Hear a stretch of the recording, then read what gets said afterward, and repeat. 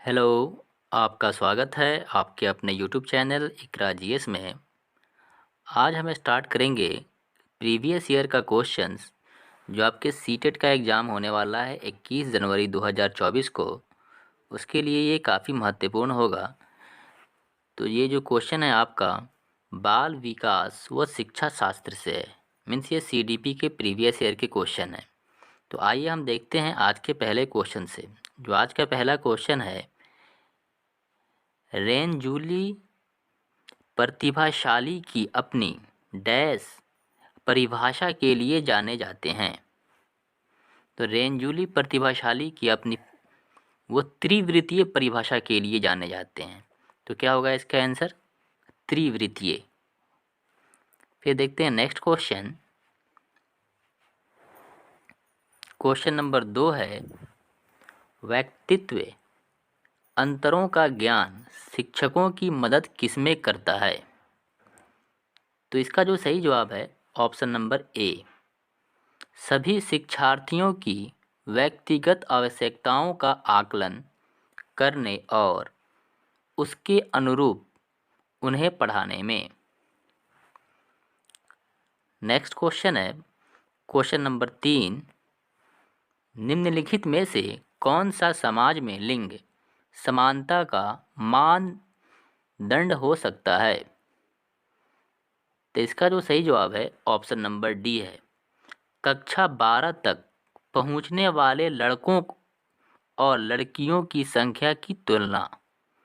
ये आपका क्या है? लिंग समानता का मानदंड हो सकता है।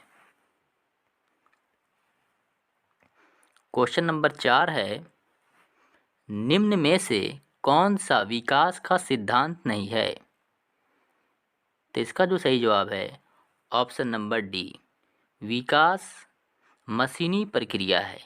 ये आपका विकास का मानदंड नहीं है। देखिए, विकास का जो मानदंड है वो आपका ऑप्शन ए है, विकास लंबवत न होकर वर्तुलाकार होता है, विकास क्रमबद्ध होता है और विकास निरंतर होता है। ठीक है, निरंतर का मतलब होता है कि लगातार होता है। विकास मशीनी प्रक्रिया नहीं है। ओके, फिर देखते हैं क्वेश्चन नंबर 5 को। क्वेश्चन नंबर 5 है, किसी विद्यार्थी की सबसे महत्वपूर्ण विशेषता है। तो किसी विद्यार्थी की सबसे महत्वपूर्ण जो विशेषता है वो आज्ञाकारिता है। ठीक है, ये सबसे महत्वपूर्ण विशेषता है।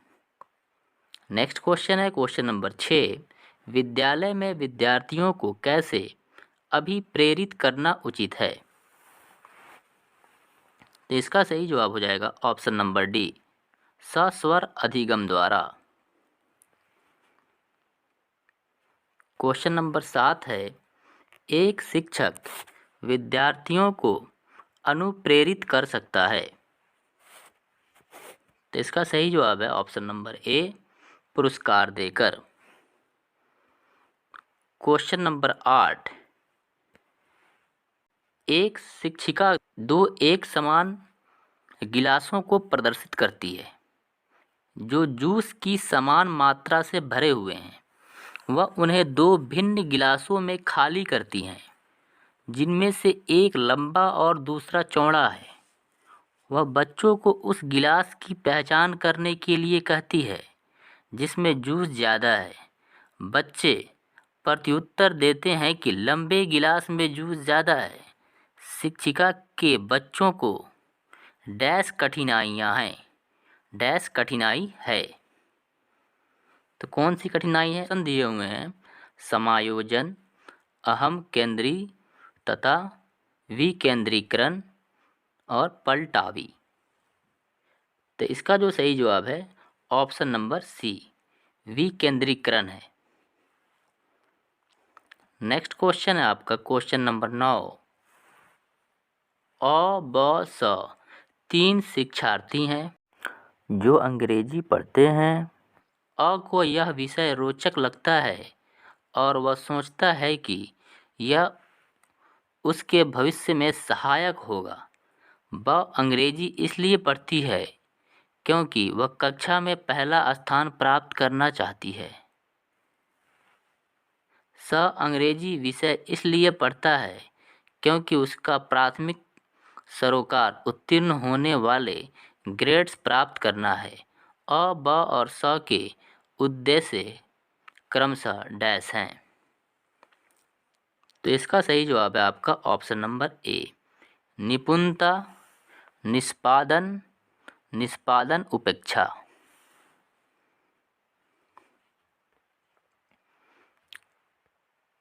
क्वेश्चन नंबर 10 है, निम्नलिखित में से डैश के अतिरिक्त सभी के कारण अधिगम अक्षमता उत्पन्न हो सकती है।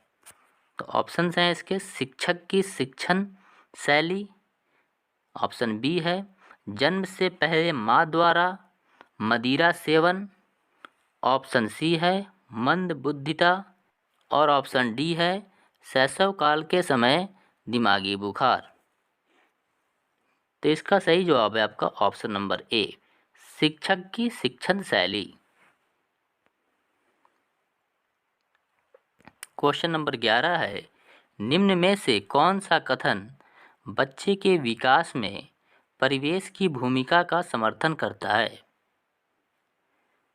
तो इसका सही जवाब है ऑप्शन नंबर बी, पिछली कुछ दशाब्दियों में बुद्धि लब्धांक परीक्षा में शिक्षार्थियों के औसत प्रदर्शन में लगातार वृद्धि हुई है। क्वेश्चन नंबर 12 है, निम्नलिखित में से कौन मूर्तवाचक अवधारणा का उदाहरण नहीं है।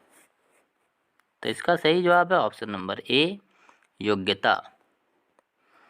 क्वेश्चन नंबर 13 है, संकल्पनाओं की व्यवस्थित प्रस्तुति विकास के निम्नलिखित किन सिद्धांतों के साथ संबंधित हो सकती है। तो इसका सही जवाब है आपका ऑप्शन नंबर ए, विकास सापेक्ष रूप से क्रमिक होता है। क्वेश्चन नंबर 14 है, समावेशी शिक्षा उस विद्यालयी शिक्षा व्यवस्था की ओर संकेत करती है। तो इसका सही जवाब है ऑप्शन नंबर सी, केवल बालिका शिक्षा को बढ़ावा देने की आवश्यकता पर बल देती है।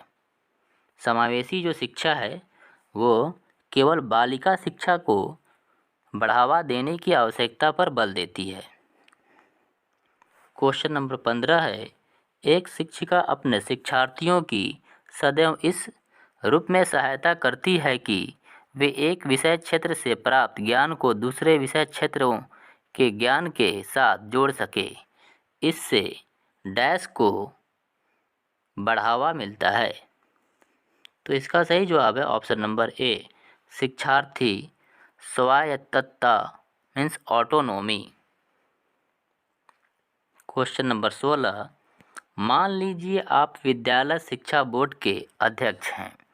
आप अपने अधिकार क्षेत्र के अंतर्गत आने वाले विद्यालयों की शिक्षा की संपूर्ण गुणवत्ता को सुधारने के लिए क्या योजना बनाएंगे। इस प्रकार का प्रश्न डैश का एक उदाहरण है। तो इसका सही जवाब है ऑप्शन नंबर डी, उच्च स्तरीय अपसारी। क्वेश्चन नंबर 17 है, उपलब्धि अभिप्रेरणा है।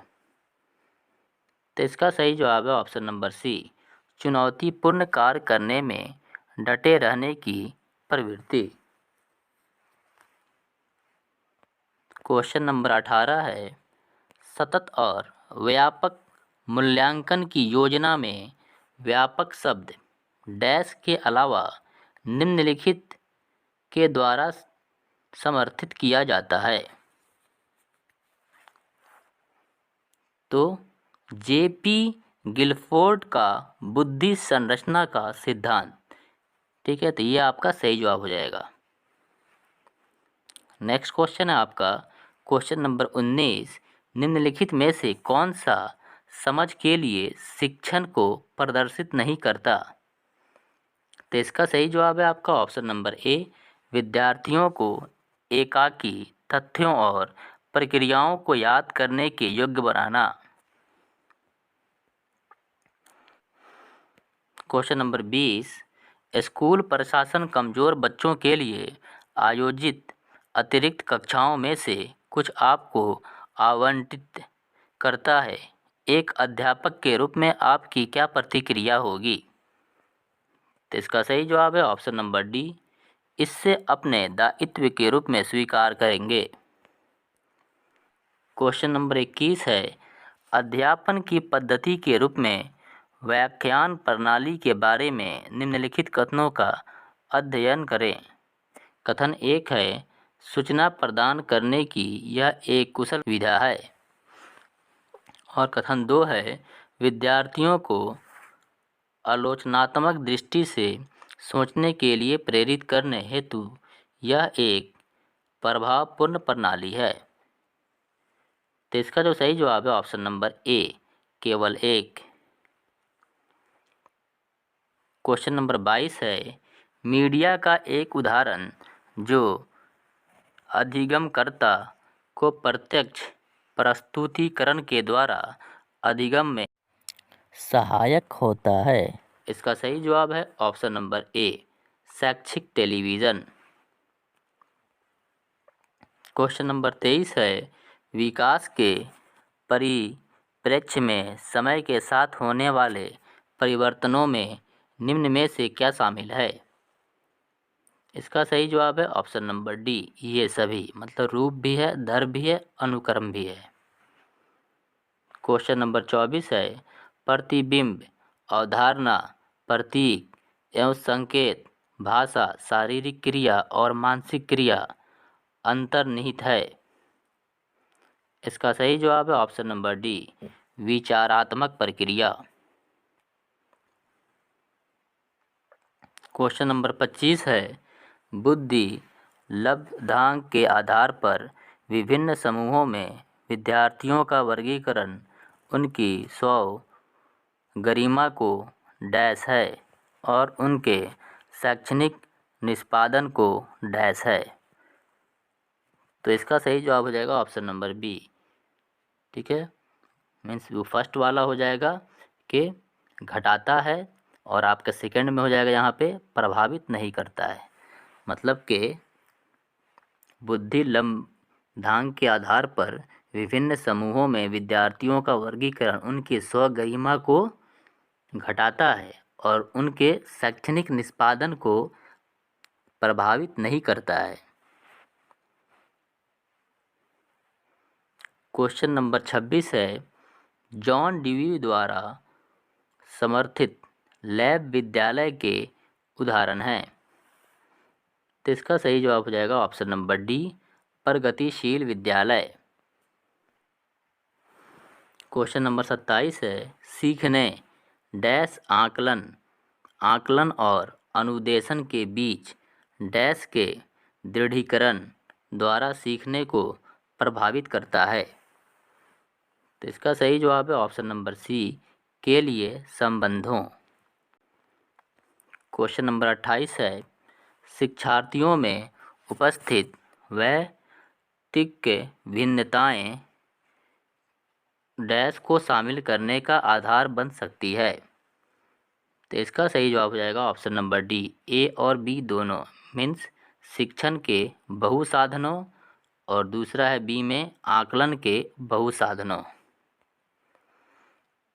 क्वेश्चन नंबर 29 है, शारीरिक गतिक बुद्धि रखने वाले बच्चे की अंतिम अवस्था निम्नलिखित में से कौन सी हो सकती है?